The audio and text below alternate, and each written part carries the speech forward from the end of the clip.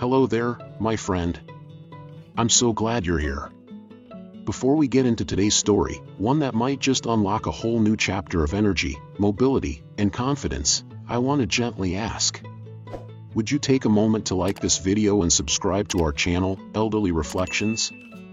We're building a warm, global community of seniors who are embracing life, sharing wisdom, and learning how to thrive, together. And tell me in the comments, where are you watching from today? Whether it's a quiet town in Wales, a little house in Oregon, or a sunny balcony in Spain, I'd love to hear where your journey continues from. Now let me ask you something that may feel a little too familiar. Have you ever tried to bend down to tie your shoe, only to feel like your back is made of stone? Or stepped out of bed and winced because your knees didn't seem ready to walk yet? Maybe reaching for a cereal box in the cabinet felt more like a workout than it should have. I know. I've been there. My name is Joseph. I'm 72 years old. I've never been what you'd call athletic. I wasn't a gym rat in my youth. I never ran marathons. But I always thought I was doing okay. I walked every now and then, played with the grandkids, and tried to eat my greens. But somewhere in the last few years, things began to stiffen. Not just my joints, but my spirit too. I started waking up with aches I couldn't explain. Simple chores like vacuuming or grocery shopping became exhausting. And then there was the moment that finally made me stop and reevaluate everything. I dropped a spoon in the kitchen and couldn't squat down to pick it up without grabbing the counter for support. That's when I realized this wasn't just about aging. This was about losing my freedom. So I started asking around. Looking up simple things I could do, not to look younger, but to feel younger. Not to build muscle, but to move without fear. And one suggestion kept coming up, quietly but consistently. Stretching. At first, I shrugged it off. Stretching? That's for dancers and yoga instructors, right? But I kept reading stories. I found an article from a senior health study in Sweden that said stretching just 10 minutes a day improved balance, reduced fall risk, and increased walking speed in adults over 70, within just 3 weeks. I thought, well, I have 10 minutes. So I started. It was awkward at first. My hamstrings felt like old rubber bands. My back creaked when I leaned forward. But I committed. 10 minutes each morning, right after brushing my teeth. I didn't overthink it. Just found a few simple stretches online and followed along, standing toe touches, gentle side bends, slow neck rolls, and a seated ankle stretch. The first few days? I didn't feel like anything changed. I still had to ease myself into chairs like an old man. But then came day 5. I got out of bed and noticed less pain. My lower back didn't groan the way it used to. My knees didn't feel like rusted hinges. By day 9, I could reach my feet more easily. I put my socks on standing up, a small thing, maybe, but it made me feel like I had control again. By week 2, I noticed something surprising. I was sleeping better. I used to toss and turn, adjusting pillows for hours. But with less tension in my muscles, my body relaxed more easily. I started waking up rested. And then came week 3, when my grandson asked if I wanted to play catch in the backyard. Normally, I'd say, "You go ahead, buddy." But that day, I said yes. We tossed that ball for 15 minutes, and I didn't feel stiff, winded, or wobbly. I felt alive. Stretching didn't just loosen my body. It rewired something deeper. I felt more confident, more present, more hopeful. I dug deeper into the science. Turns out, stretching improves circulation, increases flexibility, and reduces inflammation, all major factors in senior health. When you stretch, your muscles send signals to the brain that promote healing and relaxation. You breathe deeper. Your heart rate steadies. It's not just movement, it's medicine. One study from the University of British Columbia tracked seniors aged 65 to 80 who committed to daily stretching for a month. The results? 28% improvement in balance, 19% reduction in joint pain, and most importantly, participants reported feeling more capable in daily life. Isn't that what we all want? Not just to live longer, but to live with dignity, with independence, with the strength to do the little things that matter. Stretching gave me that back. And here's the beautiful part. Anyone can do this. You don't need a gym. You don't need equipment. You don't need a young body. You just need a little space, a little breath, and a little time you're willing to give to yourself. I didn't become flexible overnight. I'm not doing backflips in the living room, but I can get on the floor and back up without fear. I can walk longer without needing to rest. I can pick up that spoon without grabbing the counter. And that is freedom. Now, I know starting something new after 70 isn't always easy. There's doubt. There's stiffness. Sometimes there's even fear. But I promise you, your body is listening. It's still willing to adapt. Still eager to move.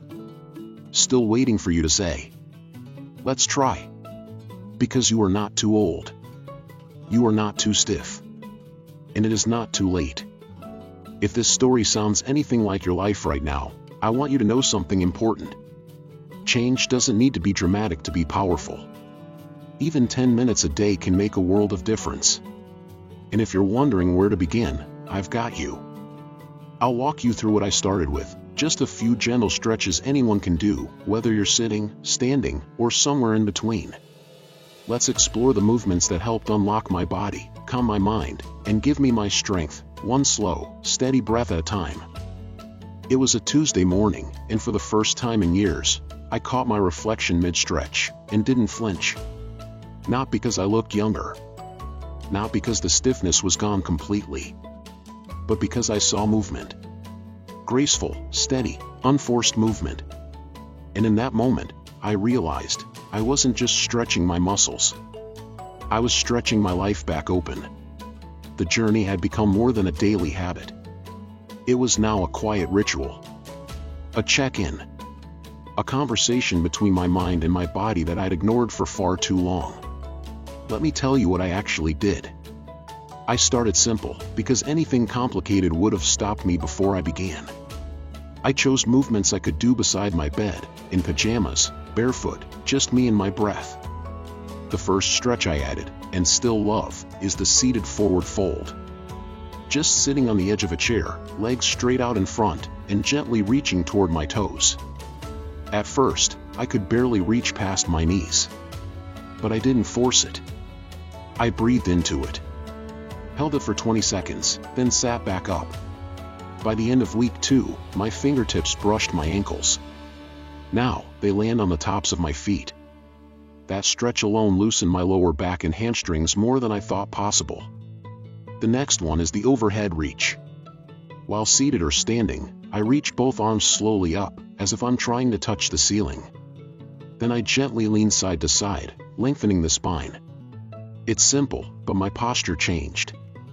I stopped slouching. My chest opened. My lungs filled deeper. And you know what else happened? I started breathing better. Stretching, especially with arms overhead and a straightened spine, expands the rib cage and strengthens the diaphragm. For someone like me, who's had years of shallow stress breathing, this changed everything. I no longer felt winded after climbing stairs. I stopped sighing unconsciously every few minutes. I had room in my chest again. There's a stretch I now call the lifesaver. It's the ankle flex and point. While sitting, I lift one leg just slightly and rotate my ankle in circles, both directions. Then I flex and point my toes slowly. Why this one? Because a few months ago, I tripped over a curb, not because I wasn't looking, but because my ankles didn't react fast enough. They were stiff. Untrained. Weak. After adding this one stretch, my balance improved dramatically. I noticed it one afternoon when I reached for a can in the top cupboard and didn't need to grab the counter. My body held itself. Just like that. This is what surprised me most, how quickly the small things add up. By day 15, I was turning my head more easily. I'd been ignoring neck tension for years. But those gentle neck rolls each morning, they brought me awareness, relief. And with that came better sleep, fewer headaches, and even sharper focus when reading or writing. I remember sitting at my kitchen table, flipping through a newspaper article, and realizing I'd read an entire page without rubbing my neck once. That had become so normal for me, I didn't realize how much discomfort I was carrying. Now, I move through the day lighter, more fluid, and yes, happier. And let's talk about happiness. Because what I didn't expect from stretching was the emotional shift. Every morning, I now finish with one stretch I added from a Scandinavian senior wellness book. It's called the Heart Opener. You stand or sit tall, interlace your fingers behind your back, and gently pull your hands down while lifting your chest. Eyes closed. Chin slightly up. Deep breath in. It feels like saying yes to life. That stretch, more than any other, brought back something I hadn't felt in a long time: pride in my body. I don't need it to run marathons. I don't need it to be perfect. I just need it to hold me, to carry me, to let me keep doing the things I love without fear. And the more I stretch, the more I notice that fear fading. The fear of falling. The fear of pain. The fear of becoming dependent. Because here's the quiet truth we don't talk about enough. Mobility is freedom. When you lose the ability to reach, bend, twist, or step comfortably, you begin to shrink, not just physically, but emotionally. Stretching is how we push back against that shrinking. Gently, kindly, but firmly.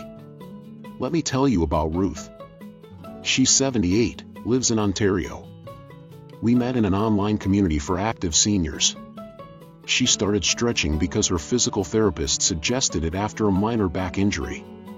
What she didn't expect was how it would change her relationship with her body. She said, "I used to think my body betrayed me. Now I think it's been waiting for me to listen." And that's exactly it. Most of us don't slow down enough to feel the stiffness until it screams. We don't make time to move until movement becomes difficult. But stretching lets us meet our body where it is. Without judgment. Without force.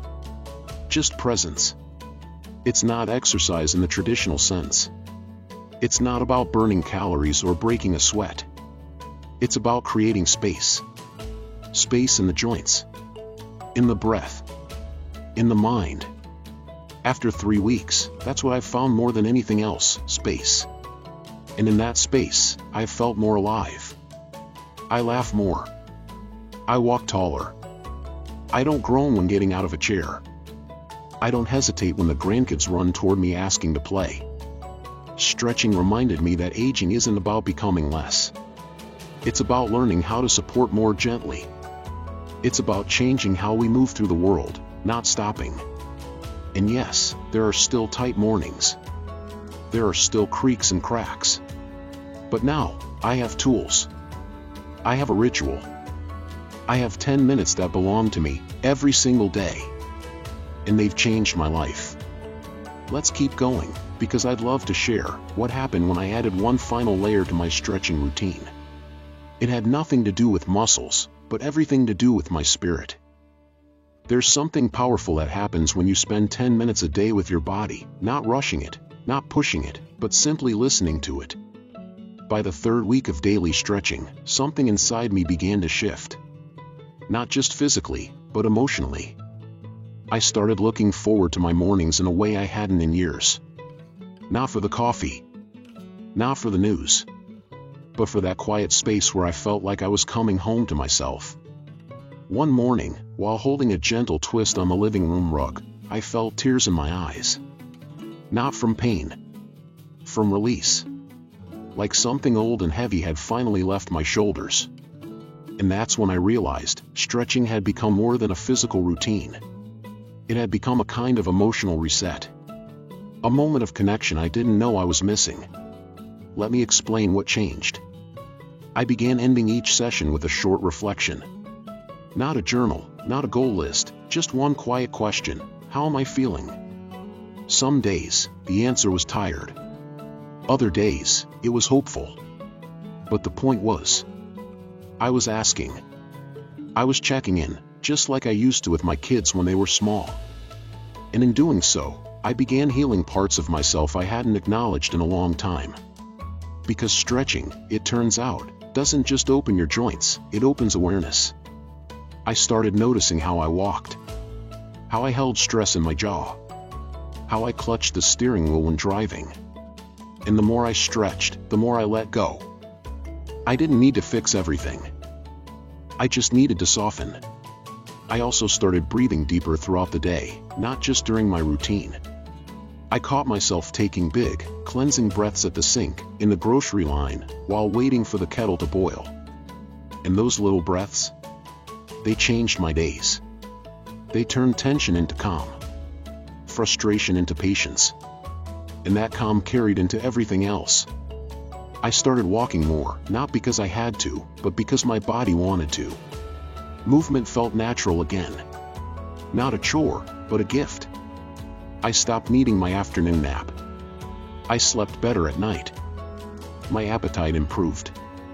My posture straightened. Even my digestion smoothed out. I stopped grunting every time I got out of the recliner. One evening, my daughter said, "Dad, you've got a little more spring in your step lately." And that's when I knew. This was bigger than me. I began recommending it to others. My sister in Maine. A neighbor who'd had knee surgery. Even a friend from church who'd recently turned 80 and was struggling with shoulder pain. And the stories came back just like mine. I can reach the top shelf again. I finally walked to the mailbox without holding the railing. I feel like I've got momentum again. That's what stretching gives us, momentum. And if you've ever felt stuck, physically, emotionally, spiritually, then you know how priceless that is. Because when you stretch, you're not just making your muscles more elastic. You're making your outlook more elastic. Your hope. Your resilience. And let's talk about resilience. As seniors, we're often told to accept decline, to slow down, to expect pain. But what if decline isn't inevitable? What if it's just unopposed stiffness? What if the aches and limitations we chalk up to age are actually years of tension, unaddressed and unchallenged? Stretching is how we fight back, gently, lovingly, one breath at a time. And here's the best part, you don't have to do it perfectly. There were mornings I didn't stretch for the full 10 minutes. Some days I only did 3. But I showed up. I kept the promise to myself. And that was enough to keep the momentum going. Because consistency always beats intensity. A few minutes, every day, will change your body more than one big session once a week. That's the wisdom of aging. We don't rush. We tend. We care. We nurture. That's what elderly wisdom is all about, not doing more, but doing what matters. And now, I want to speak directly to you. If you've been living in a body that feels stiff, tired, or fragile, if you've been waking up dreading your joints, fearing the stairs, or wondering if you'll ever feel strong again, start here. 10 minutes. Just you and your breath. No expectations. No pressure. Just movement. Just space. Just care. Start with your neck. Roll it gently. Then your shoulders. Then your legs. Move like you're dusting off forgotten corners of yourself. And trust, your body remembers. Your body wants to heal. Your body has been waiting for you. And maybe, like me, 3 weeks from now you'll bend down to pick something up and realize, you didn't even think about it. That's freedom. That's power. That's your body, your life, coming back online. So if this story moved you, if it reminded you of your own strength, please take a second to like this video and subscribe to our channel, Elderly Reflections. We're building more than a channel, we're building a movement of seniors embracing life with motivation, inspiration, and real-life quotes, and lessons from the elderly across the world. And please, where are you watching from today? Drop your city or village in the comments. I read every one. And I'd love to know where your story continues from. Here's to strength, to breath, to mobility, to joy. Here's to you. Here's to living your best life, at any age.